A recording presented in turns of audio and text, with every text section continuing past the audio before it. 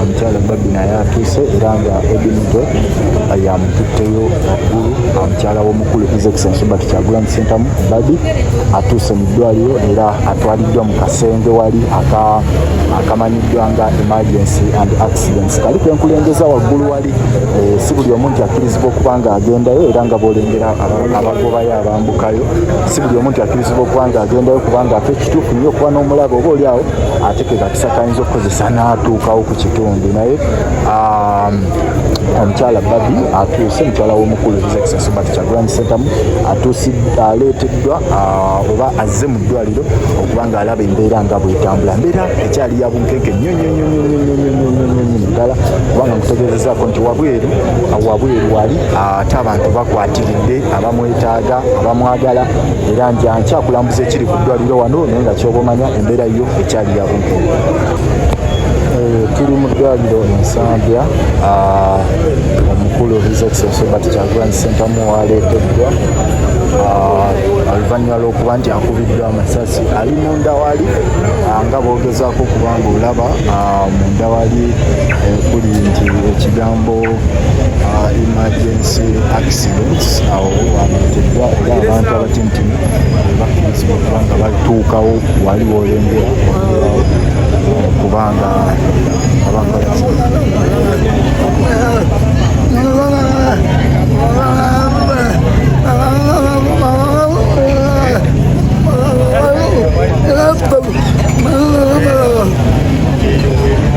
ali waggulu wali wateereddwa akubiddwa amasasi wali wenkulengeza waggulu wali waali awo bagenda maaso n'okuba nga bakola Mikiwayini yatuuse dda era Mikiwayini nga bw'omulabawo Mikiwayini ayambuka waggulu kubanga agenda okumulabako n'embeera nga kyekiri wano Mikiwayini agenze kuba nga amulabako wali mu kasenge aka emergency and accidents watwaliddwa naye nga yo embeera ekyali ya bunkenke nnyo wano ku ddwaliro. Abantu wali bogezaako kuba nga weetegereza emabega eri eddwaliro lyo likoze ki abantu bakwatiridde wabweru w'eddwaliro era kiwalirizza ne poliisi okubanga ejja erabe ekigenda mu maaso. Akasenge kano koolengera awo ewali emergency and accidents wateereddwa so kyekiri wano kyetugezaako maaso okubanga tukulaga tukyali ku ddwaliro embeera ekyali ya bunkenke nnyo. Omubaka Derrick Nneko naye atuuse okubanga alaba ku mukulu oluvannyuma lw'okuba nti akubiddwa amasasi. Embeera ekyali ya bunkenke nnyo oluvannyuma lw'okuba nti abamwagala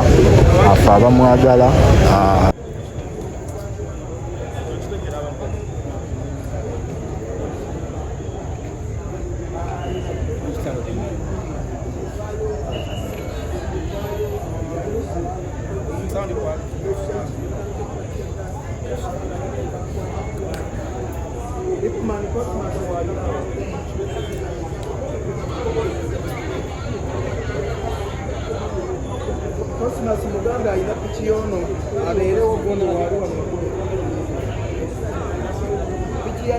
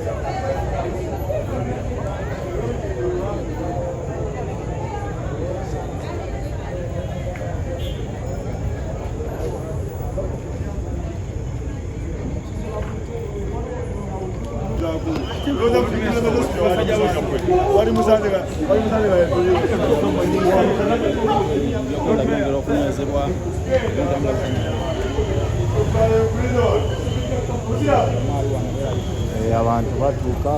Meya Ali Nganda Mulyanyama naye atuuse wano mu ddwaliro wali omukulembeze His Excellency Robert Kyagulanyi Ssentamu waleeteddwa ate nga kitegeeza nti akubiddwa amasasi oba kiri nti akubiddwa amasasi nga abadde agenza okuba nga alaba kanso emabega w'eddwaliro oba geeti y'eddwaliro ekwatiridde aba boodabooda abantu mikwano gye bali mu ddwaliro bazze kubanga bamulabako embeera gyalimu akadde tuli nsambira ku ddwaliro His Excellence waleeteddwa oluvannyuma lw'okuba nti akubiddwa amasasi embeera bwetyo aleeteddwa wano okuba nga afuna obujjanjabi obusookerwako eddwaliro ly'Ensambya we tuli akadde kano era ng'embeera y'amaziga wooyita ku mulyango wali woba ogezaako kuba nga oyitawo waliwo kyenyinza okugamba nti abantu bakwatiridde ku ddwaliro wonna emabega wali ngezaako maaso n'okuba nga nkusikira ekiriwo geeti y'eddwaliro wano ery'Ensambya embeera eryawo abantu bagenda mu maaso n'okuba nga bajja batuuka ku ddwaliro embeera ekuba nti bazze okuba nga banyula wamu kuba nti omukulembeze His Excellency Kyagulanyi amasasi gano bagamukubidde mu bitundu eby'Ebuhinde oba Bulimbu abadde agenze okuba nga alaba ku kansomusisi omu ku bannamateeka be so embeera eri wano embeera y'amaziga abakaaba abatuuka kubanga basaasira kubanga naye gundi mulabe wali wange edi mutwe guli wali ku mmotoka ya gundi yennyini ne muganda wali omwo Miki Wayi